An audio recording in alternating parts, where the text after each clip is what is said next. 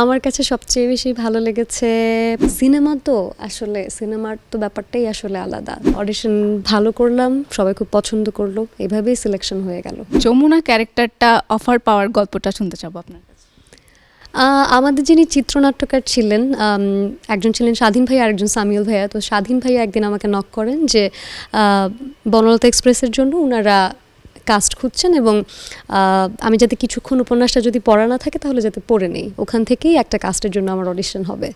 তো অডিশন হলো, অডিশন ভালো করলাম, সবাই খুব পছন্দ করলো, এভাবেই সিলেকশন হয়ে গেল। যমুনাকে তো আসলে দর্শকরা দেখেছেন, ও প্রচণ্ড পরিমাণে কি বলবো, রুড একটা মেয়ে, অসম্ভব রুড, কোনো কাইন্ডনেস নেই তার মধ্যে, সে কারোর কথাই চিন্তা করে না, একদমই সেলফিশ। সাবরিন অ্যাকচুয়ালি এরকম না, আমি কারোর সাথে অকারণে এরকম রুড হতে পারি না, ইভেন কারণেও আসলে রুড হতে পারি না সহজে। যমুনা ততটাই রুড আর কি। বনলতা এক্সপ্রেসের কোন ক্যারেক্টারটা আপনার সবচেয়ে বেশি প্রিয় লেগেছে? আমার কাছে সবচেয়ে বেশি ভালো লেগেছে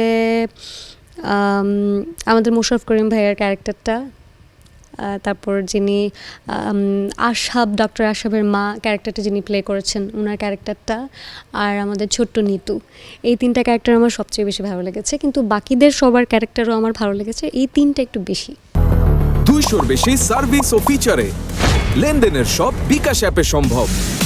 যমুনা ক্যারেক্টারটাকে স্ক্রিনে ফুটিয়ে তুলতে সবচেয়ে বেশি হেল্প করেছে কে? সবাই হেল্প করেছে, একদম আমাদের ডিরেক্টর থেকে শুরু করে আমাদের যারা আর্টিস্টরা ছিলেন, আমাদের দুইজন চিত্রনাট্যকার ছিলেন, একদম সবাই মিলে হেল্প করেছে। বনলতা এক্সপ্রেসের পরে আমার অনেক নতুন নতুন কাজের আমি অফার্স পাচ্ছি, দর্শকের অনেক বেশি ভালোবাসা পাচ্ছি, আমাকে অসংখ্য দর্শক চিনতে পারছেন রাস্তাঘাট থেকে শুরু করে সব জায়গায়, এবং ওনারা যেভাবে আসলে ভালোবাসা দেখাচ্ছেন, যেভাবে প্রশংসা করছেন, এইটা আগের সব কাজ থেকে অনেক বেশি ভিন্ন। সিনেমা তো আসলে সিনেমার তো ব্যাপারটাই আসলে আলাদা। আমাদের পরিবারের সবাই হুমায়ুন আহমেদ স্যারের খুবই বড় ফ্যান, সাথে তানিমুর ভাইয়ের কাজও ওনারা দেখেছেন, ওটা ওনারা খুব পছন্দ করেছেন। তো আমার যেহেতু প্রথম সিনেমা হিসেবে বনলতা এক্সপ্রেসের মতো একটা সিনেমাতে কাজ করতে পেরেছি, সেটাও আবার হুমায়ুন আহমেদ স্যারের উপন্যাসে, এটা তো আসলে অনেক বড় একটা অ্যাচিভমেন্ট যে কোনো শিল্পীর জন্য। তো এই দিক থেকে ওনারা খুবই খুশি ছিলেন।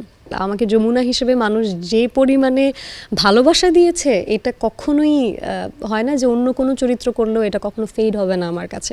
তো আমি চাইবো যমুনা নামেই সবাই আমাকে চিনুক, সবাই আমাকে জানুক।